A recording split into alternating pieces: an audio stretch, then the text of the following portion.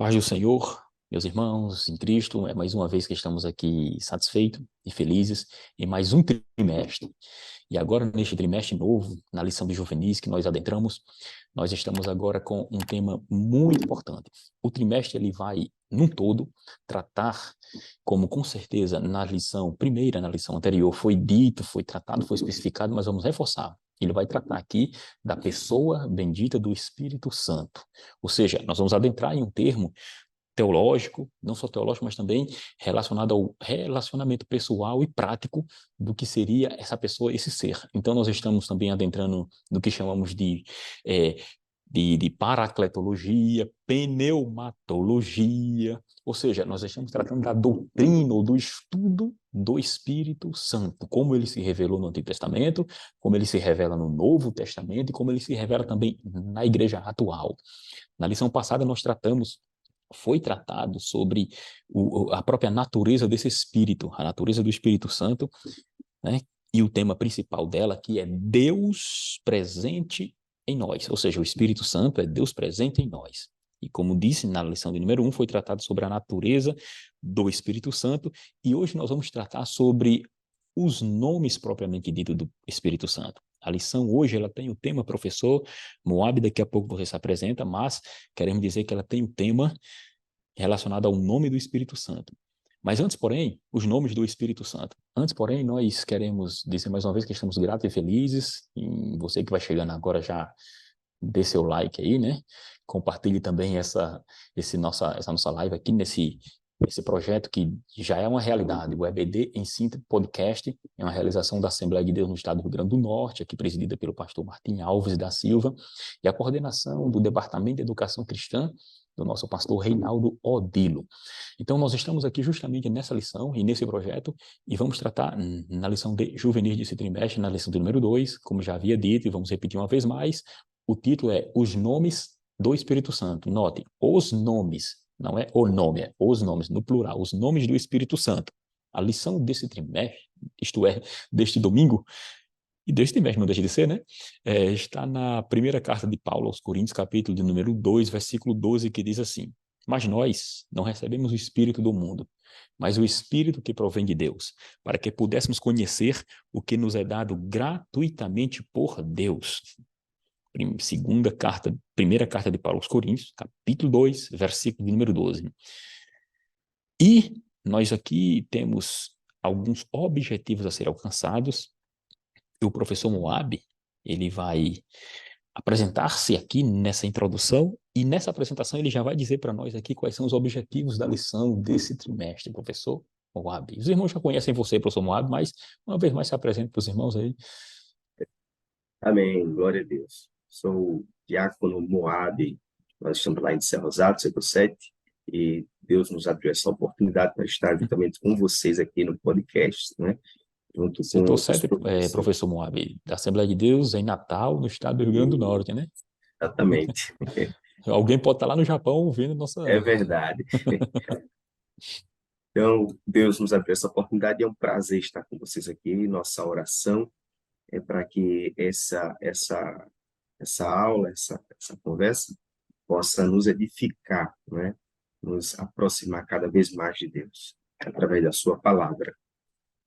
Os objetivos da lição que nós estaremos abordando hoje é explicar a importância dos nomes para a cultura bíblica, apresentar os nomes bíblicos do Espírito Santo e destacar que a diversidade dos nomes revela a diversidade de obras do Espírito Santo.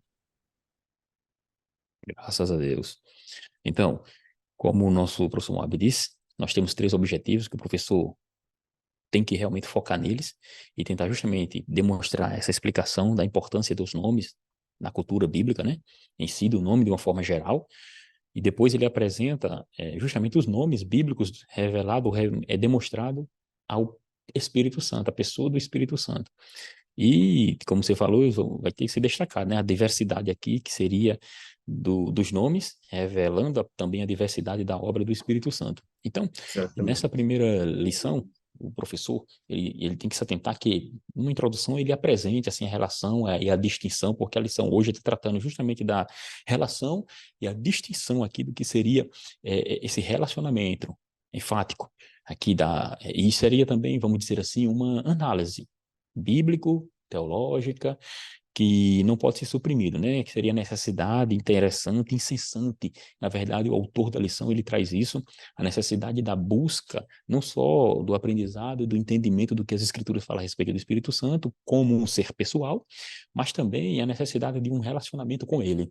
Então, professor, também no domingo, estimule os alunos a terem um relacionamento com o Espírito Santo, porque ele é um ser pessoal. Foi estudado na lição anterior a natureza do Espírito Santo. Então, foi enfatizado ele como um ser pessoal, um ser divino também. E se é um ser pessoal e um ser divino, então ele também se relaciona com o ser humano.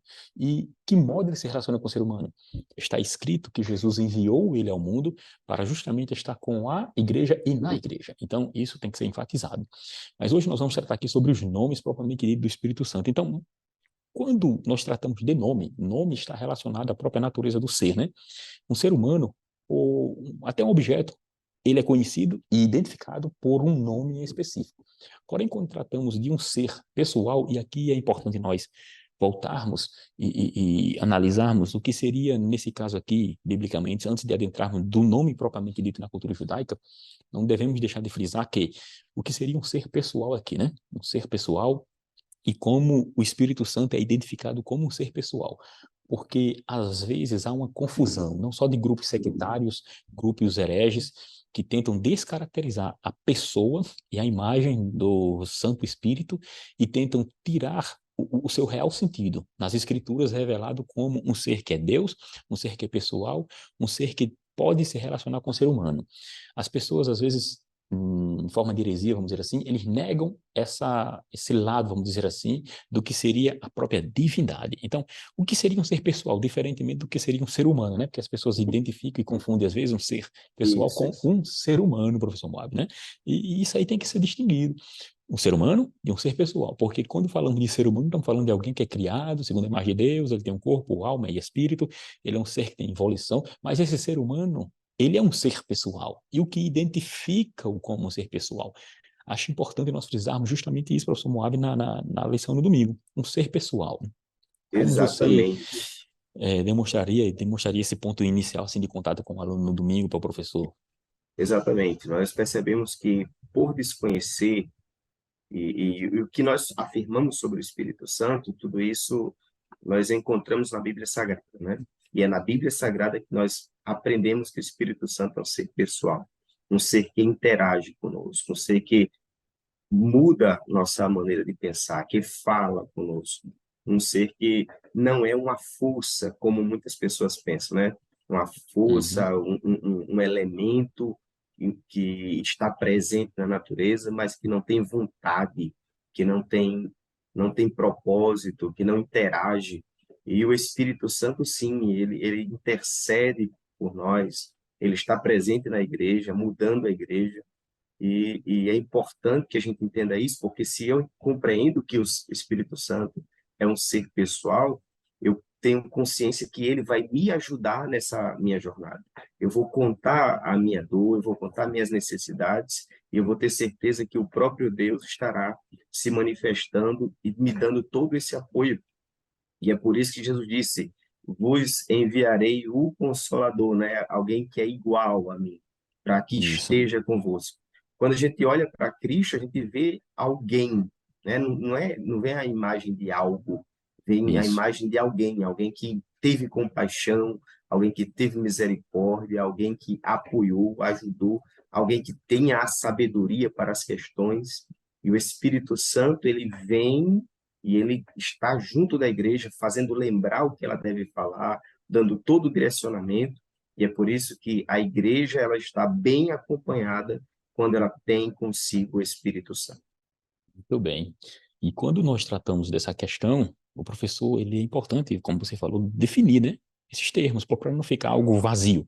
Então, ele defina o que seria um ser pessoal, definir pessoa em si, porque quando falamos de pessoa, nós estamos falando do que nós chamamos de um ser ontológico, né? Vamos assim chamar. ontológico, que é relacionado ao próprio ser da pessoa, né? A característica, aquilo que investiga a natureza da realidade, da existência do ser pessoal. Então, nesse caso aqui, ele vai identificar que nas Escrituras Sagradas, bem como no início ali da nossa era cristã, propriamente dito, quando tratamos de pessoa, o termo pessoa, ela foi sendo trabalhado e um termo que chegou para nós conhecido e para identificar o que seria uma pessoa na divindade, porque o Espírito Santo é uma das pessoas na divindade, por isso que as lições elas têm que ser analisadas em conjunto. Na lição anterior falou-se sobre a natureza, e aqui nós estamos dando só, fazendo um resumo para que seja identificado o ser com o nome relacionado a ele, porque o nome vai estar ligado a um ser, e esse ser seria um ser que é pessoal, né?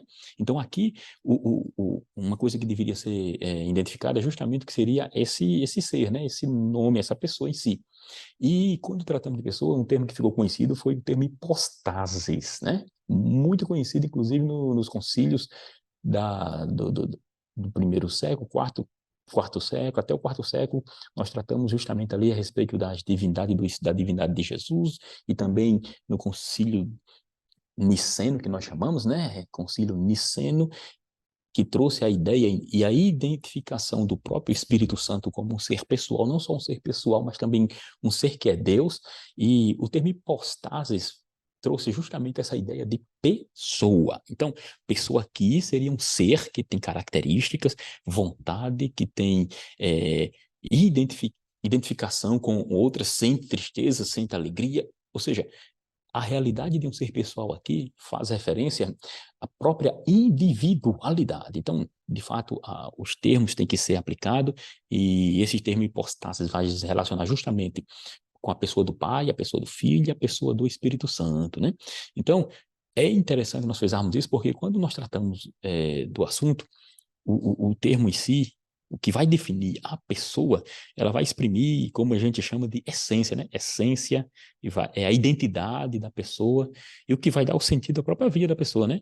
Então, até antropologicamente, vamos dizer assim, nessa questão de antropologia bíblica, nós vamos compreender que a pessoa em si se refere e ela é definida, né? Definida como uma substância individual, relacionada à sua própria natureza racional. Caso contrário, não pode ser uma pessoa, né? Se não tem razão, Isso. não tem individualidade, não pode ser uma pessoa. Eu sempre ouço falar, Tem, não pode ser uma pessoa. tem até uma frase, Hum, professor e presbítero Otoniel Félix, de hum, Millard Erickson, que diz assim: além de ser espiritual e vivo, Deus é pessoal. Ele é um ser individual, com autoconsciência e vontade, capaz de sentir, escolher e ter um hum, relacionamento recíproco com os outros seres pessoais e sociais. Então, aí a gente passa a ter clareza também o que é um ser pessoal, não é? isso. É um ser que Caso, tem vontade, com autoconsciência, que se relaciona. Então, a igreja ela está bem abastecida de ter um Deus que, por ser pessoal, ele vai nos ajudar nesse dia a dia, né? Nesses uhum, desafios. justamente. Caso contrário, não teria como haver esse relacionamento, se não fosse um ser pessoal, né? Então, partindo dessa questão antropológica aí, e antropologia bíblica, como falamos, nós nos referimos aqui à definição da pessoa como alguém que tem um caráter e algo individual e relacionado à própria racionalidade da pessoa. Temos um conceito também interessante que, quando nós tratamos sobre um teórico chamado de Zilles, mas é assim, ele vai informar justamente a definição e depois a definição de pessoa como um ser que tem liberdade e um ser que tem a sua própria essência, algo como ele chama de investigação.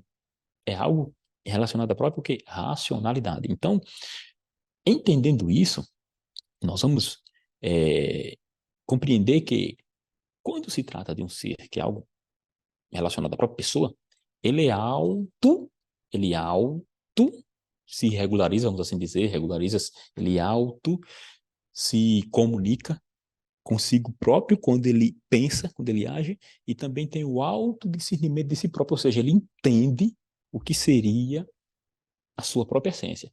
Caso contrário, não tem como ser uma pessoa porque não consegue raciocinar.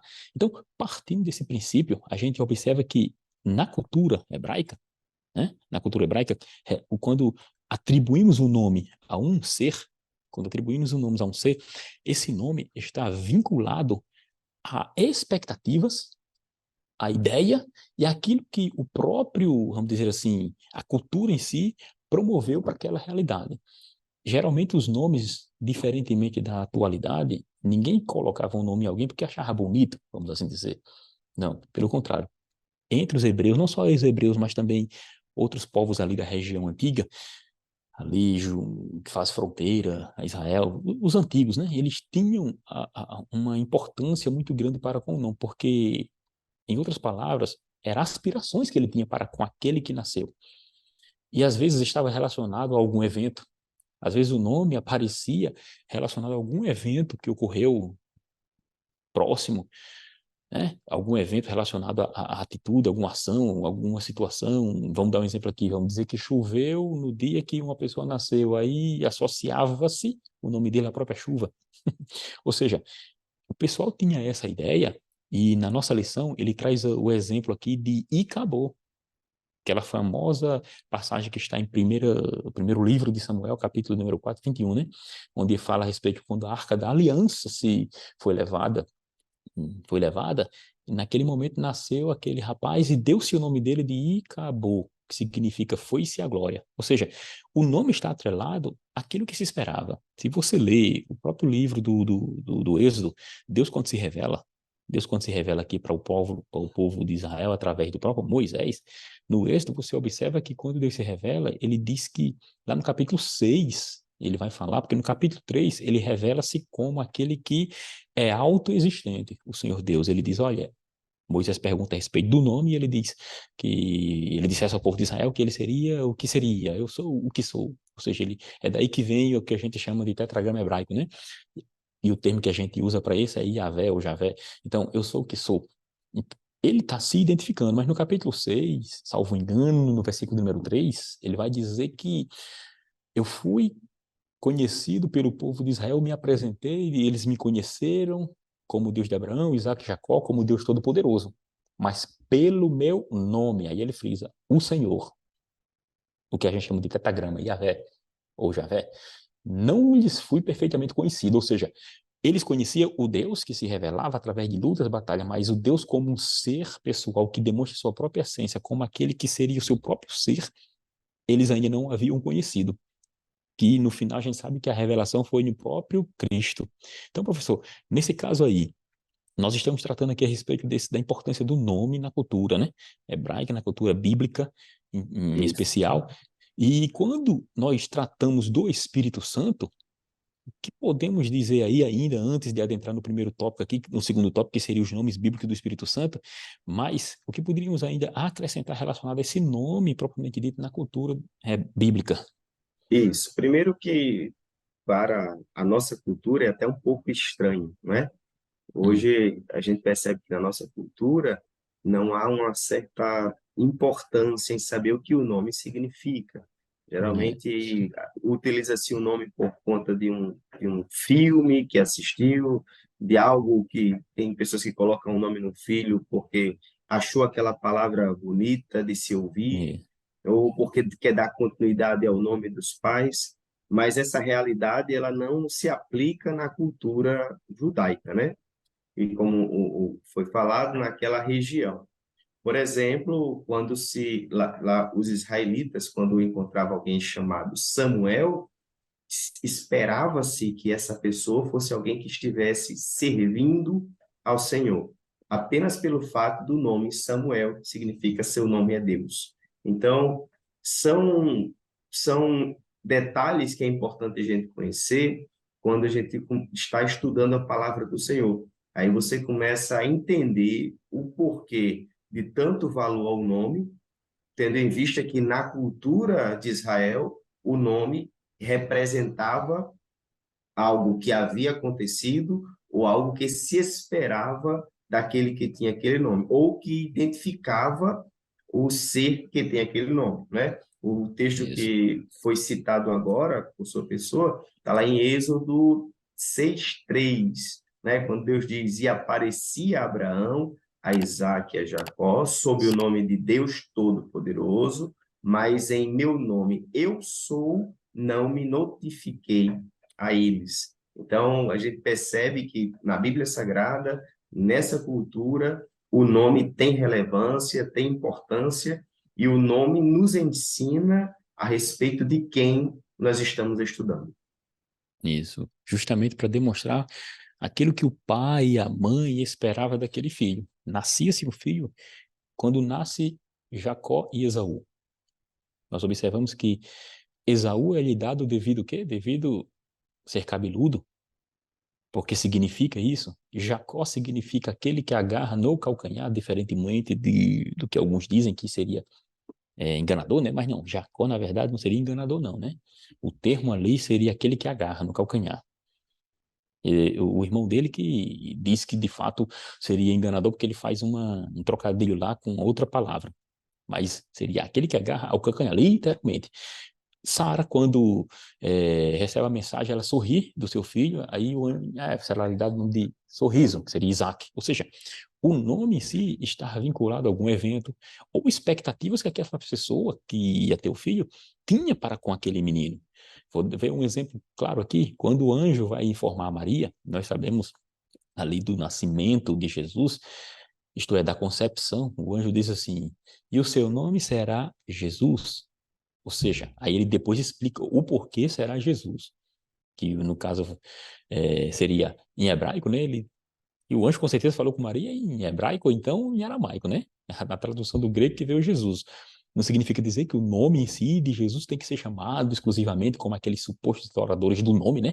Que hoje em dia tem uma heresia surgindo aí que você só pode chamar Jesus pelo nome dele em hebreu e começa aquela confusão toda, né? Que não vem um caso aqui, mas é importante frisar para não atrapalhar a vida desses adolescentes aí, nessa classe de juvenis que estão crescendo no conhecimento, identificar que não é porque ele era hebreu que a gente tem que chamar pelo nome de hebreu. Não, hipótese nenhuma. Então, com certeza, quando o anjo diz assim, o seu nome será Jesus ou Yeshua, significa dizer que seria, aí o anjo explica, por causa que ele será salvador, né, das pessoas.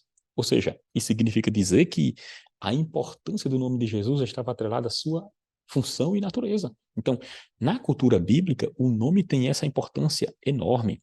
E devido a isso, nós vamos compreendendo com o transcorrer do tempo o motivo de o Espírito Santo ele ter um nome e o nome ser Espírito Santo, ser revelado como Espírito Santo. Porém, se você observa, professor Moab, o Espírito Santo, tanto no Antigo Testamento como no Novo Testamento, a sua revelação ela é progressiva e é também uma revelação que, vamos dizer assim, ele fica nas entrelinhas, né? Porque a função dele seria para glorificar o Pai, apresentando o Pai, apresenta Cristo e glorifica Cristo, e como ele está na igreja hoje, ele veio para glorificar Cristo. O próprio Jesus falou, né? Ele, o Espírito Santo, que vier da parte do Pai, que eu hei de enviar, Jesus disse assim, ele falará de mim mesmo. Ou seja, ele me testificará. Ele também diz, né? Ele também testificará de mim. Ele também falará daquilo que foi determinado falar pelo próprio Cristo. Você observa que a função dele seria essa, né, de glorificar o Senhor. Então, observe que quando tratamos desses nomes, os nomes bíblicos do Espírito Santo, nós vamos entrar agora nesse ponto, né? O autor da lição traz alguma série de nomes relacionados ao Espírito Santo. Como identificamos o Espírito Santo como um ser pessoal? Nós sabemos que ele é um ser pessoal. Ele só pode ter nomes em específico porque é um ser pessoal, né? Então, quando nós tratamos disso, nós observamos que, primeiro, para ele ser um ser pessoal, ele recebeu um nome também, né? E quando identificamos ele como um ser pessoal, é porque ele pensa, ele é um ser individualizado, consequentemente, né? Individual. Então ele pensa, ele sente, ele tem tristeza. Nós podemos citar Romanos 8:27, que fala a respeito dele agindo, pensando. Atos capítulo número 13, quando o Espírito Santo diz, o escritor Lucas coloca ali dizendo assim, o Espírito Santo disse, ou seja, ele fala. E quando ele fala, isso vai apresentar outra característica, vontade, que é uma característica de um ser que é pessoal. Não é assim? Então, quando ele fala assim e diz assim, o Espírito Santo disse, apartai-me Barnabé e Saulo para a obra que eu os tenho chamado, ele está colocando a sua vontade e é o atuador da própria obra missionária. Então, compreendendo isso, nós vamos observar que ele, sendo um ser pessoal, ele tem um nome. Inclusive, na segunda carta de Paulo aos Coríntios, capítulo 3, o versículo número 17 e 18, ele é chamado de o Senhor. Paulo vai dizer, o Senhor é o Espírito, identificando já a sua natureza divina, chamando ele de próprio Espírito Santo, porque ele está se referindo ao Espírito Santo. Hebreus 9,14 vai dizer que ele, Hebreus capítulo 9, versículo 14, vai dizer que ele é o Espírito eterno, ou seja, a própria individualização do Espírito Santo está aí. Então, se ele sente, se ele tem vontade, professor, isso, em primeiro lugar, a gente está demonstrando que quem é ele em sua essência. Um No link na lição detalhe, anterior. E aqui é, um, agora, os nomes aparecem como ser pessoal. Sim? isso. Um detalhe que eu queria também acrescentar é que o Espírito Santo, a atuação dele, a participação dele, não está limitada ao Novo Testamento, né? Isso. Porque alguém pense que o Espírito Santo só começou a agir a partir do dia de Pentecostes, né? É importante que o professor deixe bem claro para a turma que o Espírito Santo é Deus. Então, desde o princípio, o Espírito Santo estava presente, estava atuando, embora, e até nos nomes que nós vamos citar aqui, vocês vão perceber que tem passagens bíblicas do Novo e do Antigo Testamento, né? Embora a gente Isso. não tenha no Antigo Testamento o nome Espírito Santo, né? Mas nós temos no Antigo Testamento o Espírito do Senhor, né? Nomes que vão apontando para a presença, para a ação do Espírito Santo, tanto no Novo quanto no Velho Testamento. Isso. Porque a atuação dele, principalmente no Antigo Testamento, tinha uma função específica, né? A atuação, a revelação era mais do Pai, e o Espírito Santo apresentava como o Espírito desse próprio Pai. Por isso que o versículo já, capítulo 1, versículo 2 de Gênesis, inclusive na lição, ela vai justamente trazer esse primeiro tema. Desde Gênesis 1 e 2 vai dizer que ele era conhecido como, o primeiro nome dele é Espírito de Deus. E o Espírito de Deus pairava sobre a face das águas. É assim? Osh Então, Elohim. isso. E interessante frisar aí, professor Moab, que esse termo hebraico aí que você cita, é, você falou a respeito do nome, e quando nós falamos de Espírito, do Espírito propriamente dito, tanto no Novo Testamento como no Antigo Testamento, se você pegar essa palavra solta, Espírito, ou ruach, né, que você falou aí, se a gente pega essa palavra solta, ela pode se referir a vento, sopro, pode se referir a várias coisas, a espírito, ou seja, ela solta. Mas quando ela está interligado, como nesse caso de Gênesis capítulo 1, versículo 2, ela está interligado com o substantivo Elohim, vai apresentar-se como o Espírito de Deus. Ou seja, não tem nada a ver com sopro, vento, ar, não. Algo impessoal. Mas ele apresenta-se aqui como um ser pessoal e ligado ao próprio Deus. Observe isso, que isso é importante o professor frisar na escola, na lição dominical, lá no domingo, lá, justamente para demonstrar que quando esse substantivo Elohim está ligado ao termo Ruá, aí, ele vai justamente demonstrar a individualidade do Espírito e ligado ao próprio Deus. Então ele se revela como sendo o próprio Deus. Isso, nós, como falamos na lição anterior, tratou bem sobre essa divindade do Espírito Santo, né? Mas isso é importante frisar porque no Novo Testamento não é diferente. No Novo Testamento, o termo seria pneuma, né? Pneuma hagio, ou seja, Espírito Santo, e quando eles estão interligados, o substantivo aqui vai qualificar aqui, nesse caso aqui, o próprio Espírito, porque ele vai dizer que ele é santo, e aqui ele vai estar justamente trazendo a ideia do que seria, quem seria, na verdade, esse ser chamado de Espírito Santo, né? E como eu disse lá em 2 Coríntios 3, já diz que ele é o Senhor. Se ele é o Senhor aqui é fazendo referência à sua própria personalidade como Deus, inclusive. Então, fica importante frisar que quando nós tratamos desse primeiro nome aí, Espírito Santo, Espírito, na verdade, de Deus, faz referência à própria pessoa e é um dos termos que demonstra que não é apenas, não é uma força, não é uma força, vamos dizer assim, impessoal, né? Como alguns grupos heréticos identificam. Inclusive, tem grupos heréticos aí, principalmente aqueles de linha ariana, né? Aquele chamado que eles não acreditam na divindade do Espírito Santo. Então, eles identificam o Espírito de Deus como a força ativa de Deus. E esse termo no hebraico não aparece força ativa de Deus, né? Aparece justamente Ruach Elohim, ou seja, Espírito de Deus. E vai demonstrar justamente quem é essa pessoa. Primeiro nome do Espírito Santo revelado. Inclusive aqui o autor da lição, professor, ele vai dizer que ele é chamado muitas vezes de Espírito de Deus porque ele é eterno, onisciente, onipotente, onipresente. E ele cita aqui 1 João 15, 26, né? Então, isso tem que ficar frisado para não ter dúvida e demonstrar que espírito, de forma vaga, o termo ele pode significar várias coisas. Mas quando nós tratamos e o termo está interligado, espírito de Deus, ruach, em hebraico, né? Elohim, lá em Gênesis 1:2, vai ser espírito de Deus, para identificar o ser que é pessoal. Estou frisando aqui, justamente para não se esquecer. Da mesma forma no Novo Testamento. Inclusive, no batismo, quando Jesus vai identificar e dizer para a igreja, olha, Mateus capítulo de número 28, quando vocês forem batizarem, batizem-as. Aí ele diz, batizando-os no singular, no nome do Pai. Aí ele diz, e do Filho, e do Espírito Santo.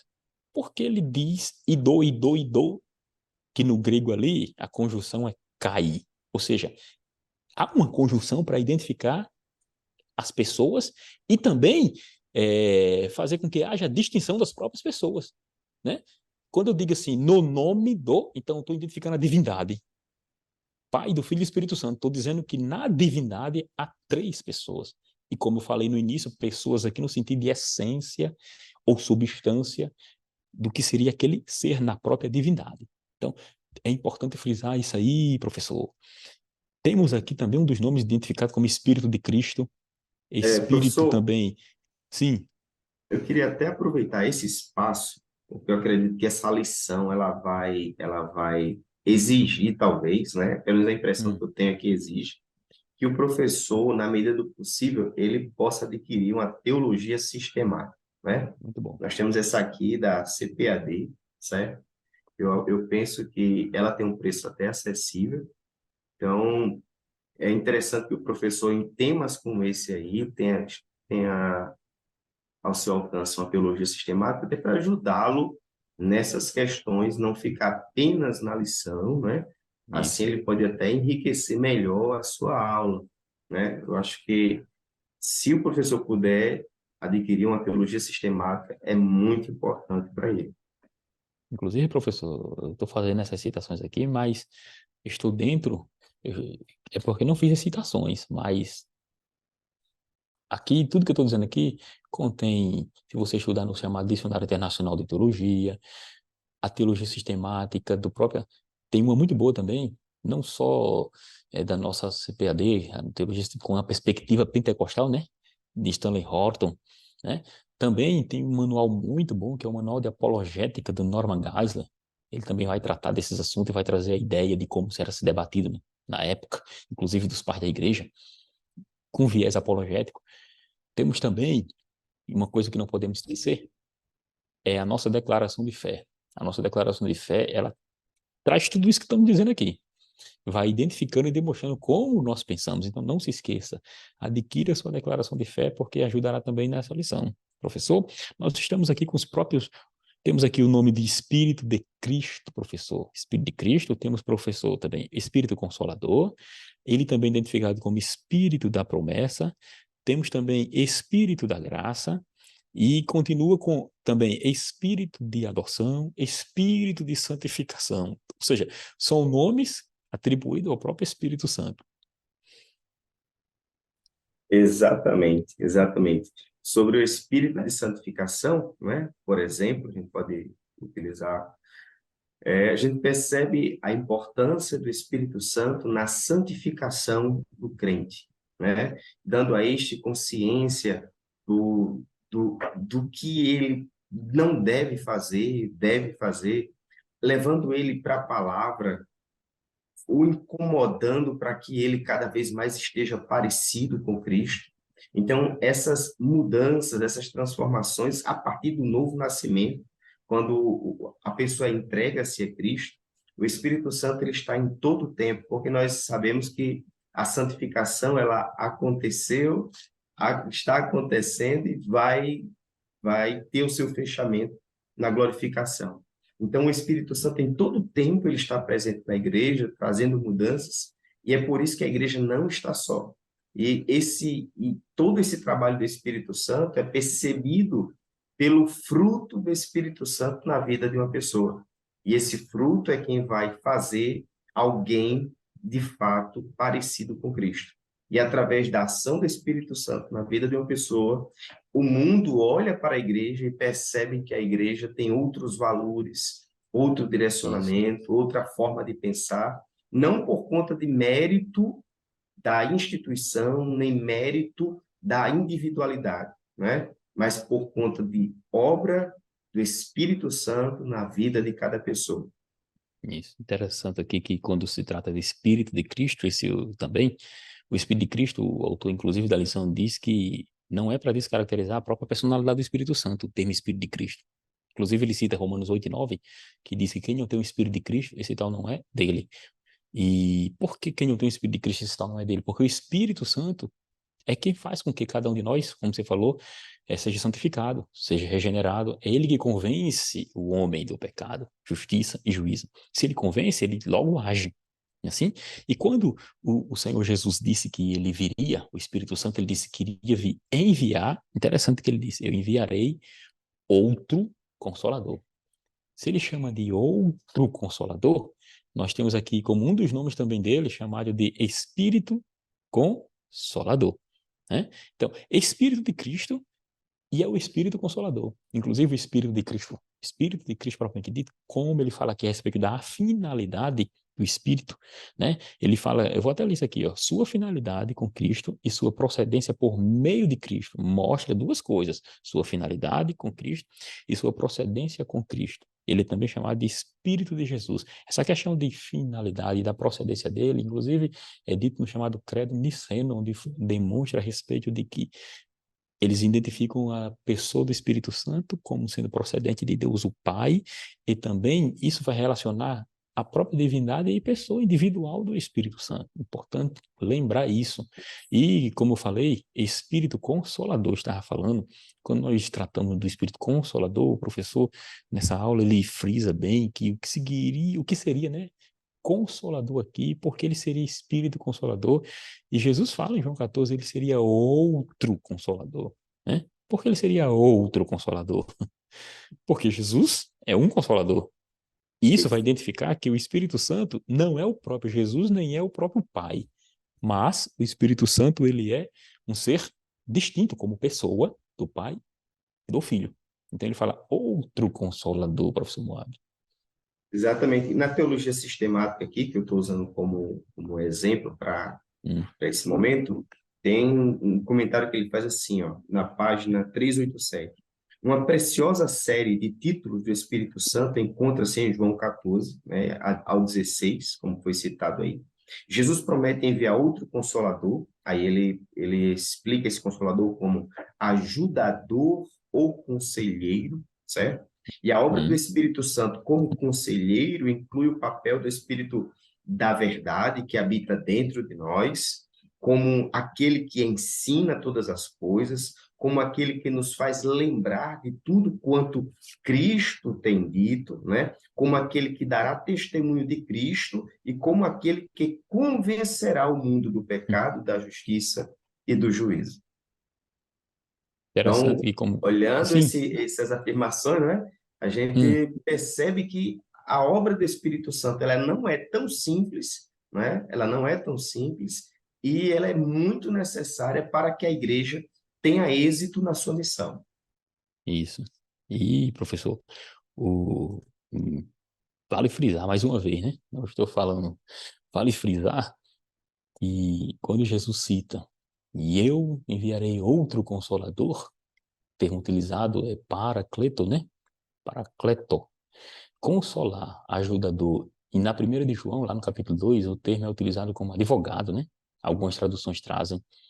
E nesse caso, quando nós falamos a respeito de outro, o professor no domingo frisa bem esse outro, porque é outro da mesma espécie, porém distinto como pessoas, certo? Por isso que o termo utilizado ali pelo apóstolo em grego é alon, não hetero. Então é importante frisar isso.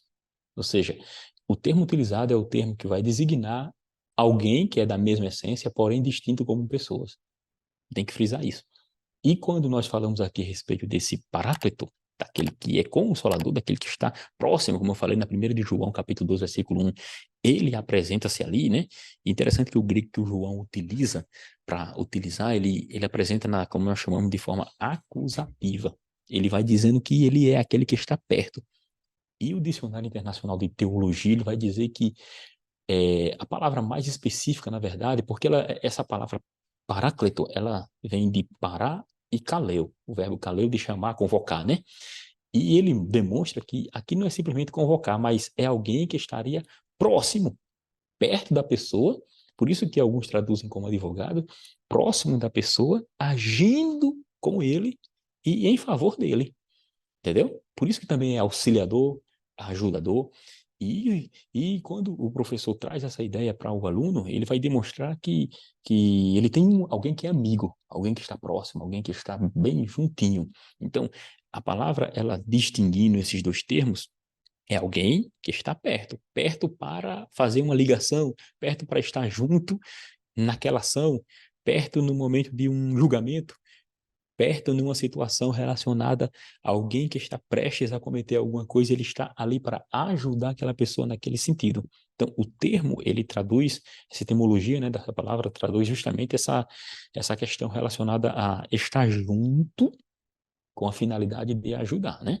E é importante dizer isso porque quando, como eu falei, o termo ele aparece sempre alguém próximo para estar atento, na ajuda, na necessidade. Por isso que ele e o autor da lição frisa que não só na questão teológica, que a gente tem que entender como ele age, porque entendendo teologicamente, você faz com que haja justamente o que? O relacionamento com esse Espírito Santo, né? Esse relacionamento. Porque primeiro eu tenho que entender, né, racionalmente para depois entrar justamente nos pormenores da Escritura. Então, quando eu entendo, eu vou saber que ele sempre estará comigo. Aí ninguém vai tirar a minha fé, porque eu sei que ele sempre estará comigo. Ele jamais nos deixaria. Um ponto que deve ser apontado, professor. Exatamente. A gente percebe que aí existe um caráter didático do próprio Deus para com o homem, né? Esses Uhum. nomes que nós estamos citando agora, diferente do quando eles se aplicam a uma pessoa, existe uma expectativa que aquela pessoa corresponda em algum momento àquele nome, né? Mas quando se trata do nome de Deus, Deus está nos ajudando a entender a sua obra, a entender a sua ação no meio da igreja. Então, quando Cristo fala do outro consolador, outro igual a mim, né? Nesse outro consolador, ele está ensinando que, olha, você pode confiar no Espírito que estará com vocês, na manifestação de Deus com vocês. O próprio Cristo, quando ele caminhava com o Espírito Santo. E um detalhe que eu acredito que é interessante a gente guardar também, Hum, é que sempre o Espírito Santo esteve trabalhando junto de Cristo. Então, sempre houve a Trindade junta, nunca houve esse isolamento. isso, Há uma evidenciação de manifestação, mas nunca uma desarmonia ou desassociação, né? O Espírito justamente. Santo, ele age na igreja, ele é Deus, mas ele também estava junto de Cristo quando estava em seu ministério. Justamente. É o que a gente chama de relacionamento da própria Trindade, né? A Trindade ela é compreendida dessa forma. O relacionamento intra-trinitariano na eternidade e esse relacionamento também que foi revelado para cada um de nós, né? Como disse na lição anterior, com certeza os irmãos trataram desse assunto, dessa divindade do Espírito Santo, e ali teve esse tempo de tratar também do conceito da Trindade, porque não tem como falar da divindade do Espírito Santo se não falarmos da chamada Trindade bíblica, né? E nesse caso, eu queria também ainda deixar claro a respeito desse ajudador que está bem próximo a nós, porque o sentido de ajudador ali é de fato intercessor, é aquele que se apropria das ocorrências, vamos dizer assim, de todas as circunstâncias para estar junto a cada um de nós, certo? E, irmão, nesse caso aqui, a gente já identificando essa ideia, aí a gente observa justamente que, por ele ser ajudador, o autor da lição vai dizer também que ele é o espírito da promessa.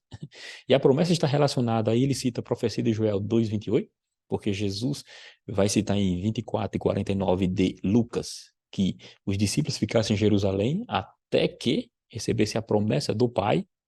Aí o escritor diz que disse ele, de mim ouvistes, ou seja, a identificação da promessa do Espírito, ele era prometido como aquele que seria derramado nos últimos tempos.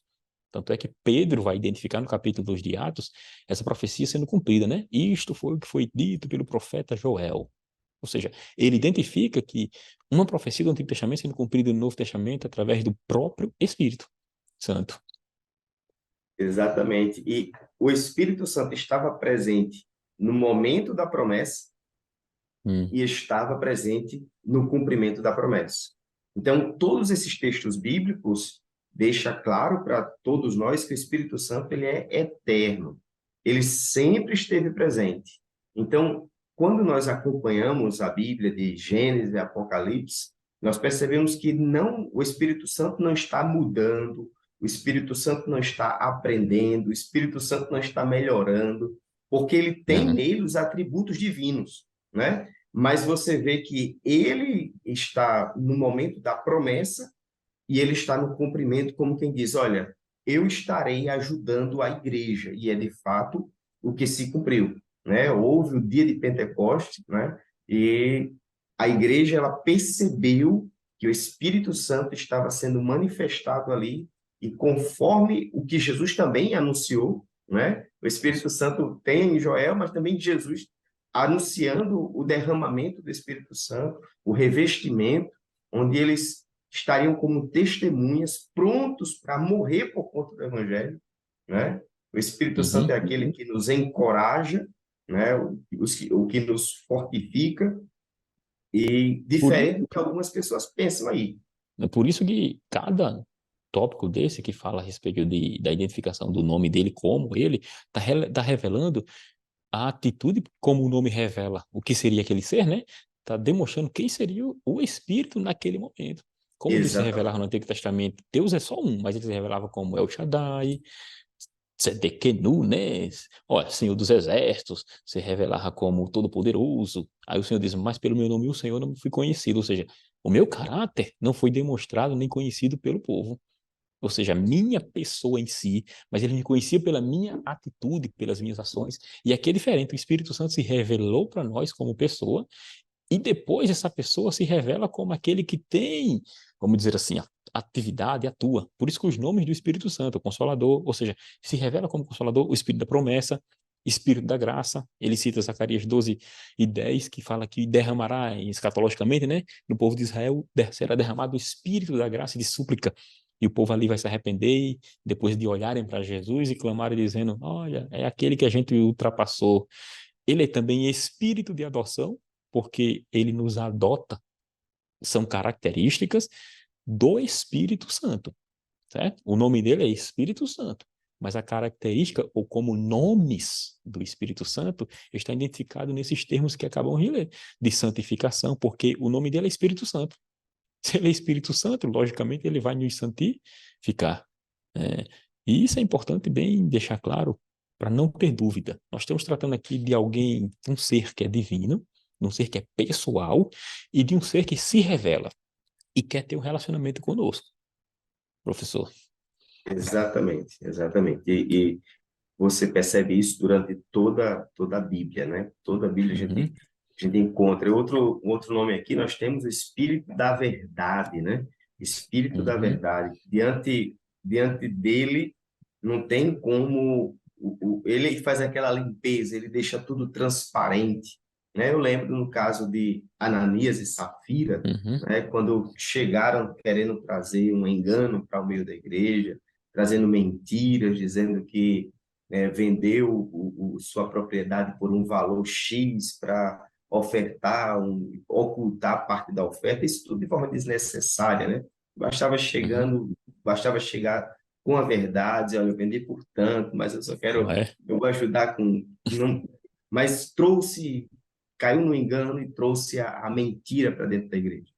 E o Pedro, ele diz, olha, você não mentiu ao homem, você mentiu a Deus, né? Isso, Então, você encontra a manifestação do Espírito Santo ali, matando Ananias e Safira e fazendo aquela limpeza na igreja, trazendo a verdade para a igreja. Então, o Espírito Santo ele está agindo constantemente e por isso a gente tem esses nomes. Esses nomes facilitam, são didáticos para nós conhecermos mais das obras, né, do Espírito Santo. isso. Revelando o seu próprio ser, porque cada nome desse vai revelar o ser que é o Espírito Santo, aquele chamado, como eu disse no início, o ser que seria o ser ontológico. Quem seria ele, né? Ou seja, ele seria aquele que é se revelado como Espírito que é santo, porém ele também se revela como ajudador, como consolador, e não deixa de ser um só Espírito, né? Como no tópico 3 diz, a diversidade de nomes em um só Espírito. Não deixa de ser um só Espírito, porque e o escritor cita aqui, versículo 4 de Efésios 4, que eu vou ler, ele diz assim que há um só corpo e um só Espírito. Ou seja, a função do Espírito Santo na obra da redenção, ela é interessante porque ele é aquele que, na criação, ele estava preparando a criação, dando forma à criação, né? E na regeneração, você vê ele dando forma à nossa regeneração, nos regenerando, fazendo que cada um de nós nascemos de novo, né? Nasçamos de novo, nós nascemos de novo através da obra do Espírito Santo. E essa função do Espírito Santo é interessante porque ela demonstra como ele age através de nós. Por isso que o relacionamento com o Espírito Santo, e aqui a gente tem que deixar bem claro, ele tem que ser um relacionamento realmente genuíno, e ele não é um ser que está distante. Ele é Espírito da glória de Deus, mas a glória é representada e está em nós. Pousou em nós a glória de Deus. Isso não deve ser esquecido. Tenha um relacionamento com ele, professor. E estamos chegando ao fim, professor, já, mas aqui nós, de uma forma geral, resumidamente, agora nós vamos justamente demonstrar e explicar para eles, professor, que não importa só conhecer os nomes. Não, importante conhecer sim, porque no momento que eu conheço, eu vou saber como ele age. Se ele é o espírito de súplica, então eu sei que ele suplica diante de Deus por mim e por você. Então devemos aprender isso, entendendo que por ele ser um ser pessoal, ele tem vontade, ele pensa, ele se entristece, e ele também faz com que a igreja se alegra na presença de Deus, porque ele é um ser pessoal. Então ele se identifica também com a igreja, porque ele está na igreja. Certo? Nós agimos como o corpo de Cristo pelo Espírito Santo. É o Espírito que veio ao mundo, é o outro consolador, é o outro ajudador. Então, o relacionamento com o Espírito Santo ele não pode ser distante, ele tem que ser íntimo, porque o Espírito Santo que estava nos apóstolos também está em nós. O apóstolo Pedro vai dizer, quando ele diz que vai escrever a Escritura, diz que os homens santos de Deus falaram inspirados pelo Espírito Santo. Foram movidos, o termo ali é esse, é movido por ele. Ou seja, não é que ele pegou na mão e saiu psicografando, né? Não. O sentido de que houve uma relação com o apóstolo, a ponto de ele entender e ver que, de fato, quem falava com ele era o Espírito que é santo. É o que é mais sagrado no mundo. Ele habita em nós. É coisa linda isso, irmão. Professor Moab. Ele habita dentro de nós.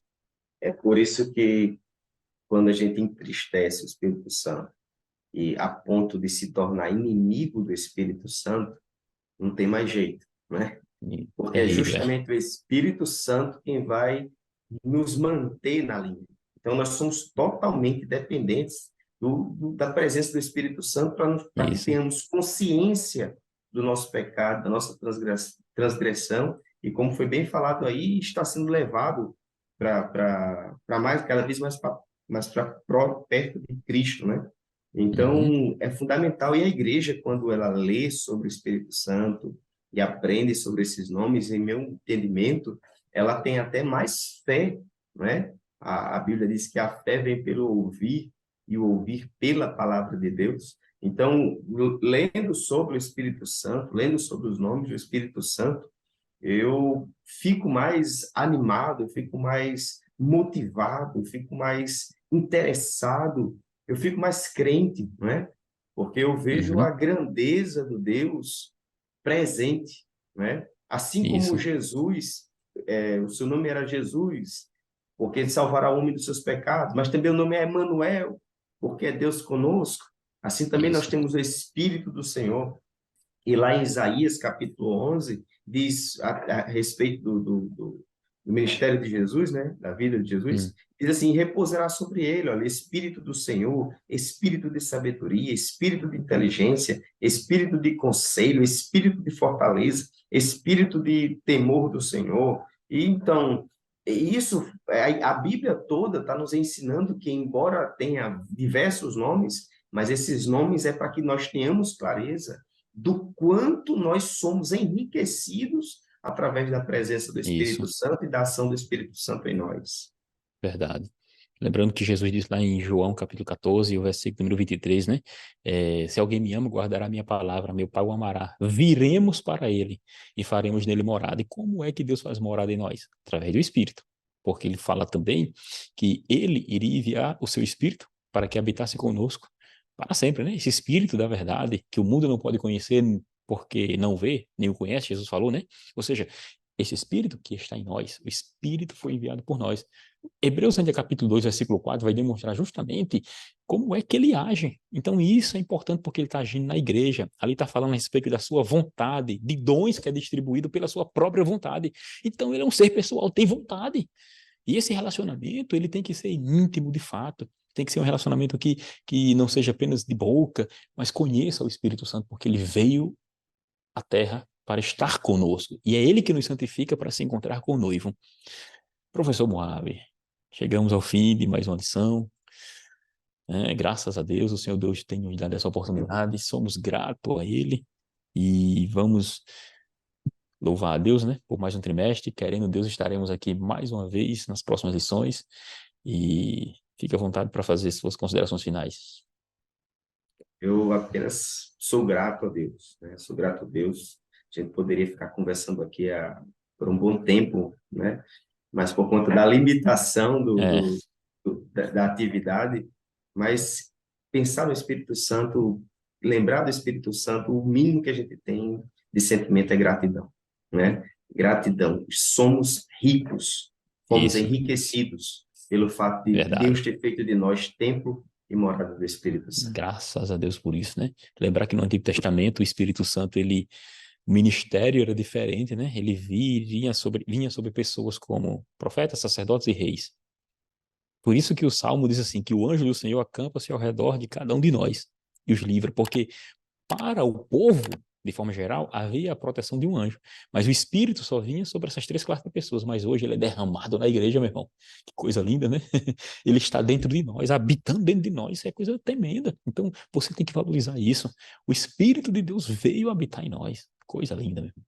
Te damos graças, Senhor, no nome de Jesus, pelo teu Espírito Santo, em nossa vida. Amém.